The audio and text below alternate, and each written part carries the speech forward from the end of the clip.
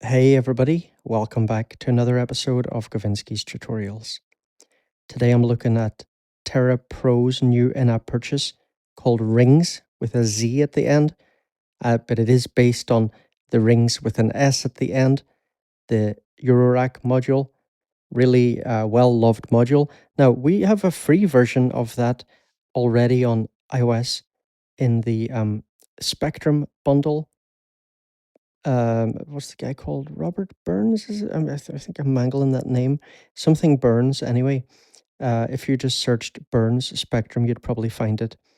But yeah, there's a lot to be said for having this integrated into Tera Pro. And this also does have some things that even the original Eurorack module doesn't have.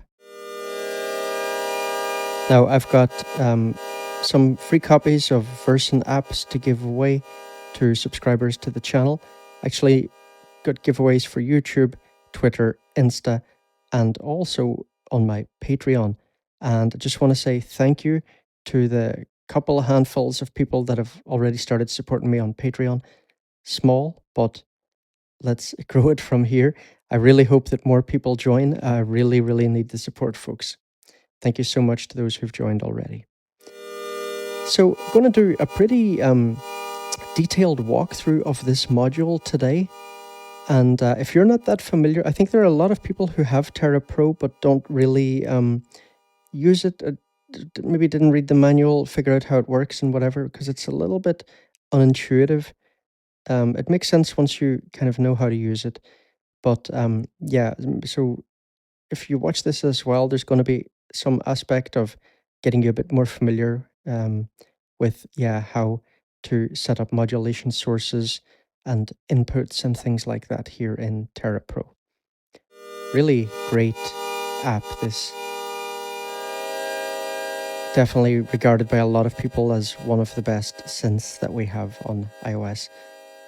Just so many different synthesis types.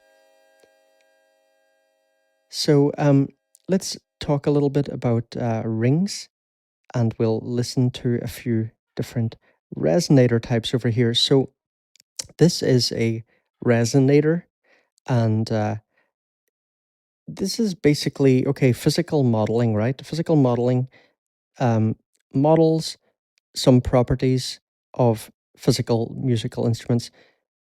Like, for example, when you strike a metal bar, like on a xylophone or something with a mallet, or when you hit a guitar string, which resonates, right? So that's a resonator, and it's in the, you've got the sound hole of the guitar and the body of the guitar.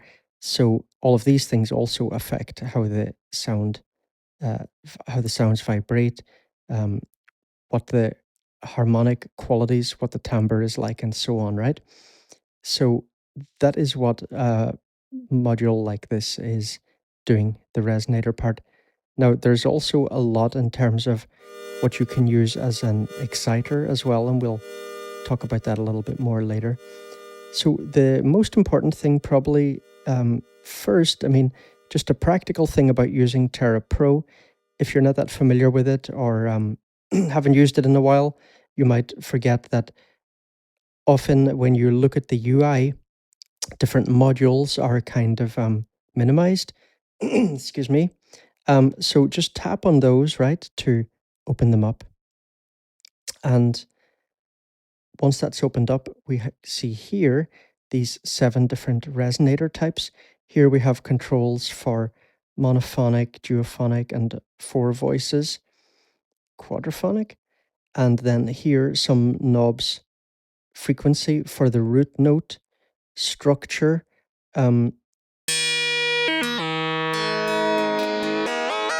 in some of these that is more about just changing the timbre of the sound. Like, for example, a lot of the time on lower settings, it sounds a bit more like something wooden. On higher settings, it can sound more bell-like, more atonal and stuff like that. But in some other resonator types, the structure actually changes things like the chord type. So these knobs are a little bit flexible. The names don't always really 100% suit what they actually do, but you always have the guidelines down here. So this first one here, this is Modal Resonator. I'm actually going to switch out of this. We'll go and go through a couple of the factory presets here first. So I'll just grab ones that, get my attention, and we'll look at those. So here, this one is called Western Chords. Now you can see here that this is very similar to this one because it's actually based on this one. So this is the Sympathetic Strings type. So Sympathetic Strings, this would be like, on a sitar, for example, you have strings that are not actually played, but they resonate, right? But I mean, even when you play a piano or a guitar or whatever, the untouched strings will resonate to a certain extent and influence the sound. So this, these first three, these are things that are in the original module. RingZ with the S, right? So a Modal Resonator. So this is just a kind of synthesis for simulating strings and plates, and it can do other things as well.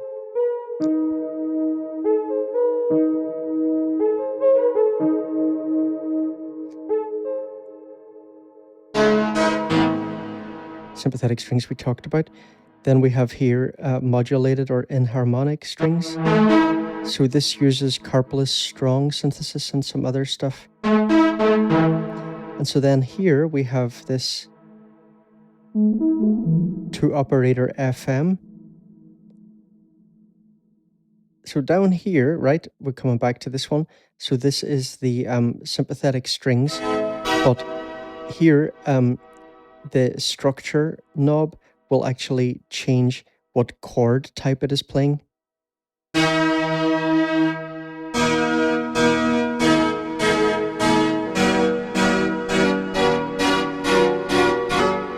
So, you can hear various major, minor, and so on, and extended chord types. So this can be a really cool thing to modulate.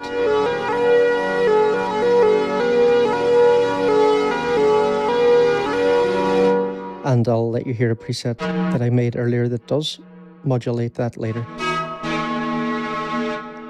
And so this is just an extended version of this with reverb added. Now note, by the way, it's pretty easy to miss. There's also this little FX section here.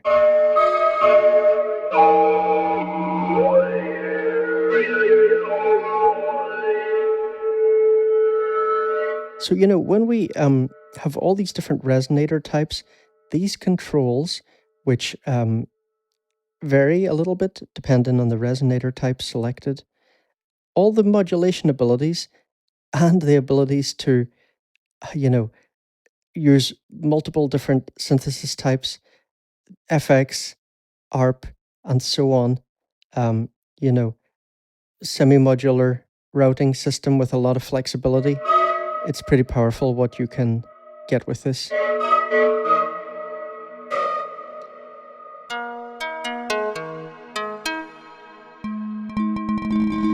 So let's look at this preset, right? This is lovely, isn't it?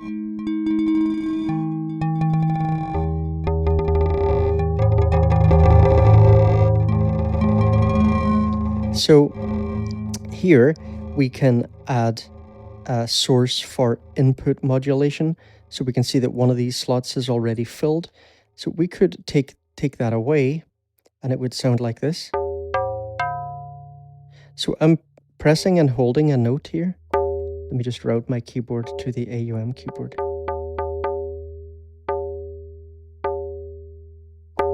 Okay, so you can see I'm holding a sustained note there and nothing interesting happening. Unlike in this one, right?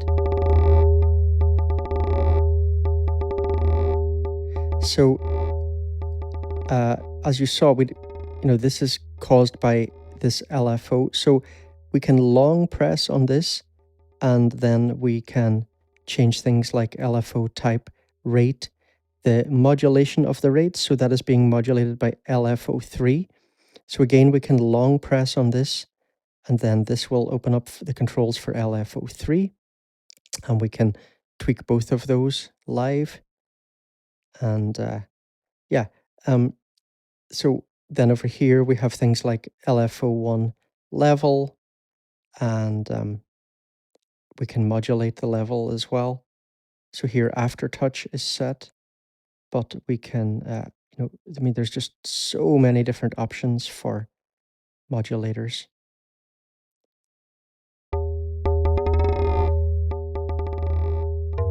So if we take down the modulation by LFO3, we can just double tap on that.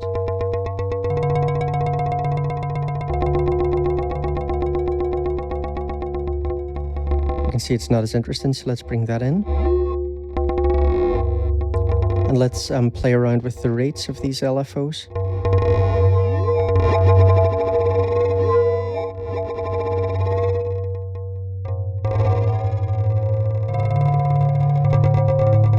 And we could, use different LFO types.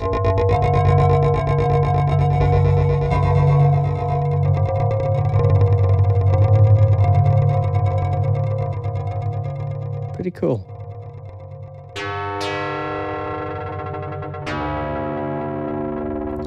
So if we look at these knobs here, frequency is just setting the root frequency.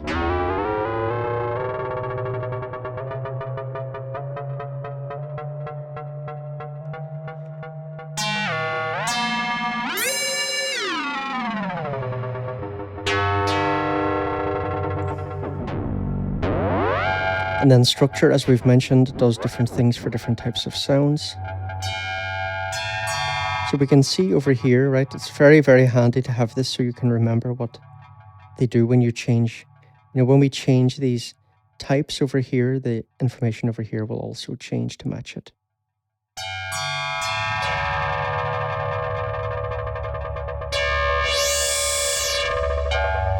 So here, that brightness control is the FM index.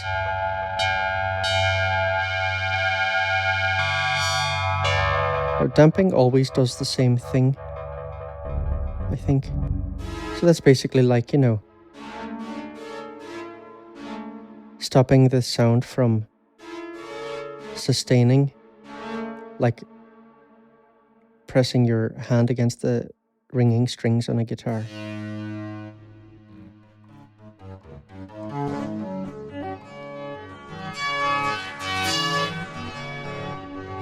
So, just with these few knobs here, we can really do a lot. And then once we start modulating those, we can do really crazy stuff.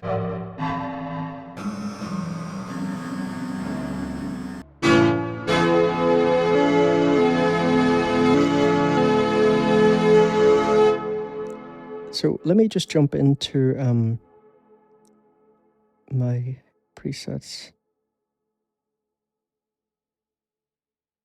So I have a variation of that chord one.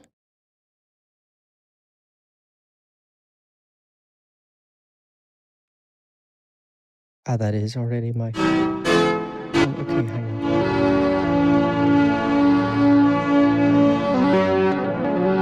on. So here, right, that's the structure knob is being modulated by an LFO, LFO2.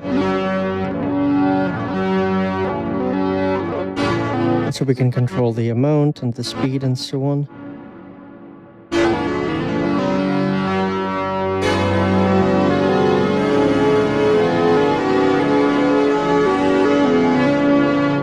So that can be a really interesting effect, I think.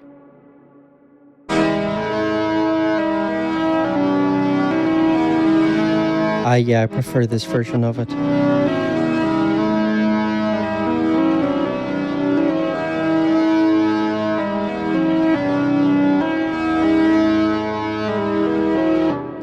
A little bit Boards of Canada vibe there.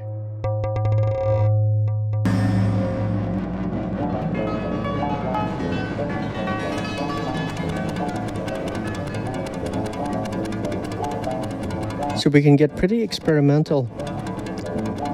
So here it's using this spectrum oscillator over here.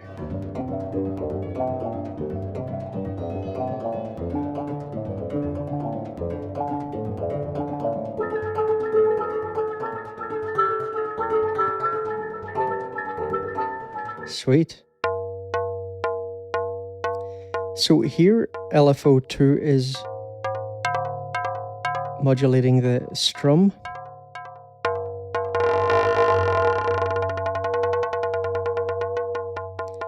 And let's just look at how we would, add a bit of modulation to that.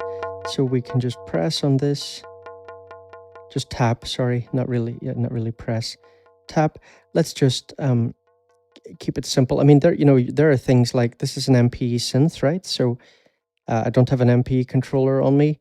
I do have ones on my iPad, but I have not thought about demoing the MPE on this, so I'm just gonna let it pass. There's already too much to concentrate on. But just to mention that that's there, you could use your MPE timbre, which is often set as y-axis movements. But yeah, let's just get another LFO. So let me check again which, so LFO4 is being used, LFO2. So let's just get LFO3.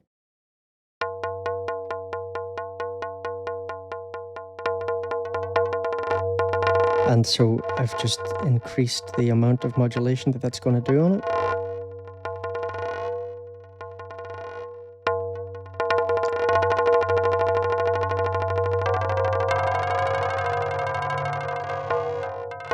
And I could again, modulate LFO3. So yeah, a lot of possibilities.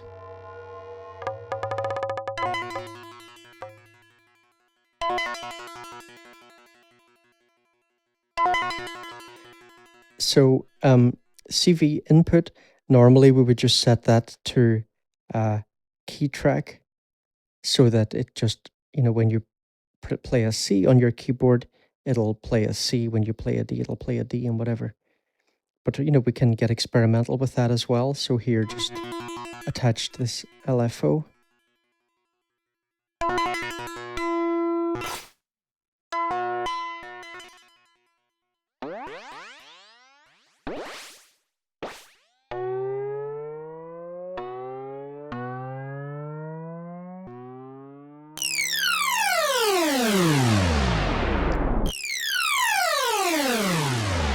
So here another one with an LFO on the CV input.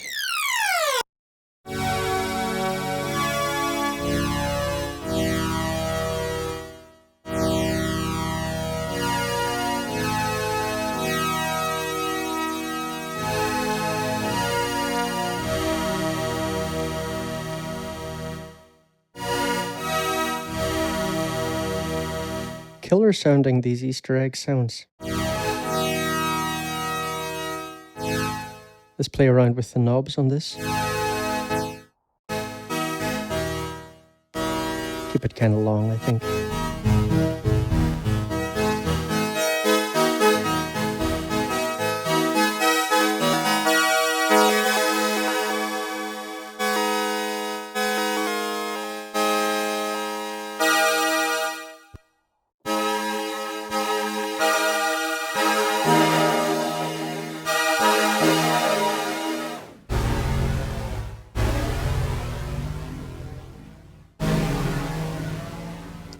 I'm not crazy about how hard it is to dial in the values here. Also, I really find the text a little bit small in this app.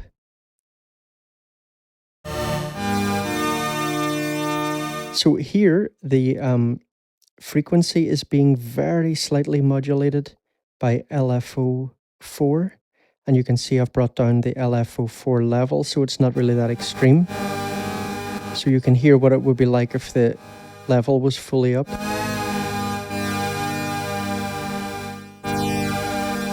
You could change the rate a little bit there.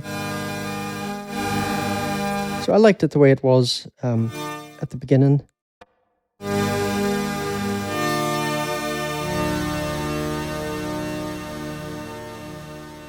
Still not super subtle, but, you know, not too over the top, I think.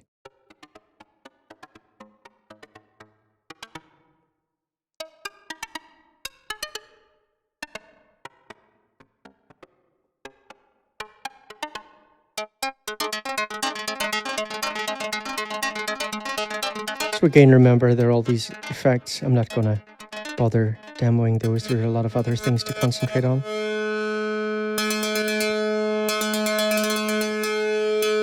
So here, the Strum module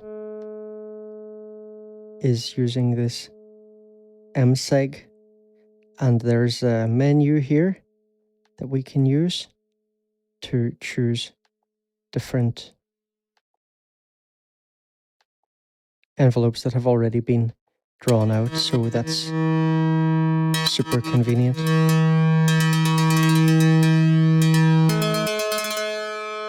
And you can drag everything around, customize these, so that's really cool.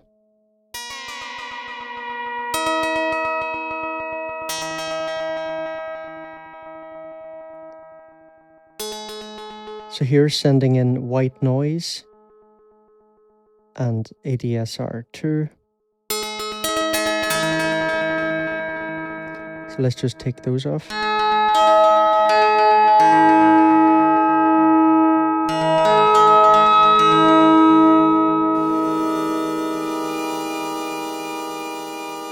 So let's play around with these a little bit.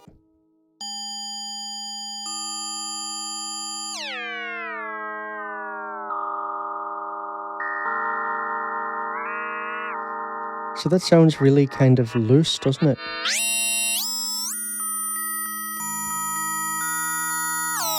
And these sound like much harder objects.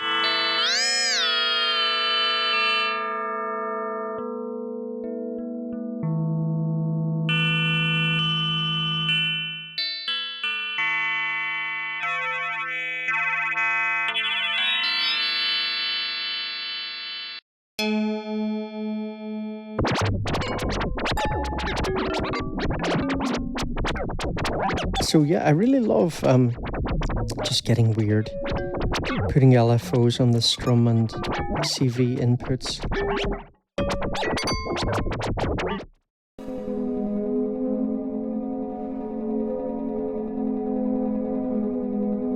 So here structure is being modulated by LFO2.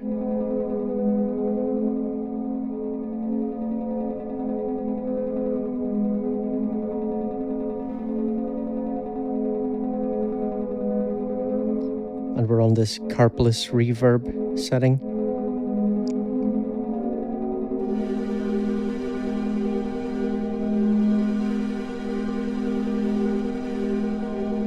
Lovely noise coming in there. Listen to that.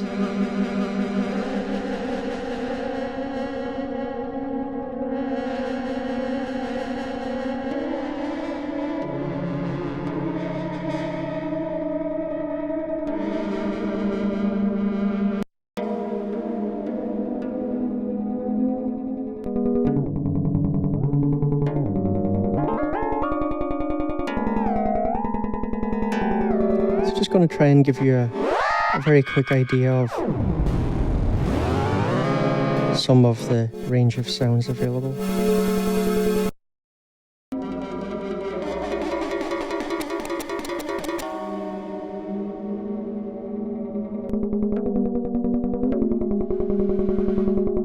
So this is the third type. Inharmonic strings.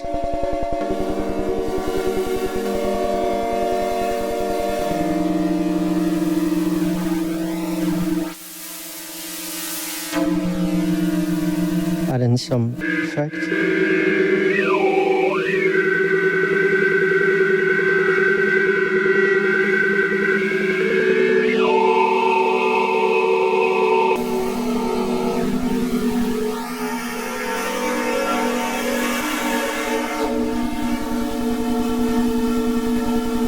So again, we could modulate this.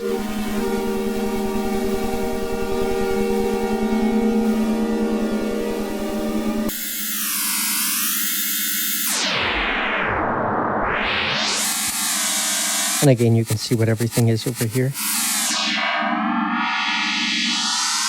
Like here, brightness is the FM index.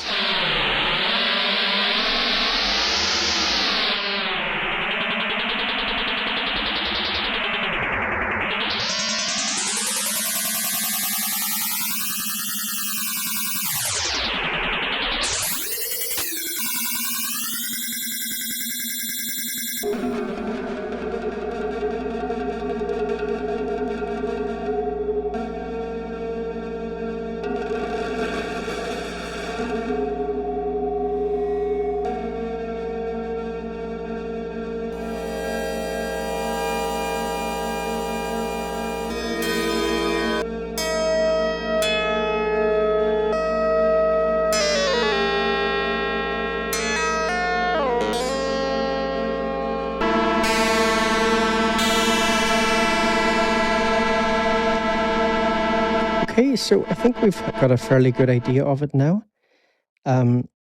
Really cool. I love these kind of sounds.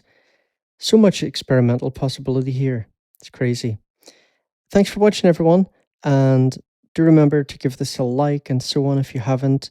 And again, if you can support me on Patreon, I would really, really appreciate it. I make, honestly, like almost nothing from YouTube. I came very close to quitting this channel recently. I've basically decided this year is really going to be make or break year for the channel. If I put in a lot of effort and I just can't, get properly rewarded for it, I might just quit entirely, or I might just make the channel a very, very part-time thing, not a big part of my life anymore like it has been for the last few years. I really don't want to have to do that. So I really hope that I get more support from people. Thank you again to all the people who are already supporting me on Patreon. I really appreciate you. And also to anyone who has ever donated, one-off donations. There are links as well in the pinned comment. So thanks, everyone, and hope you enjoyed the video. And go and have a good play with this if you've got it. And if you don't, consider grabbing it. All right, take it easy. I'll see you in the next video.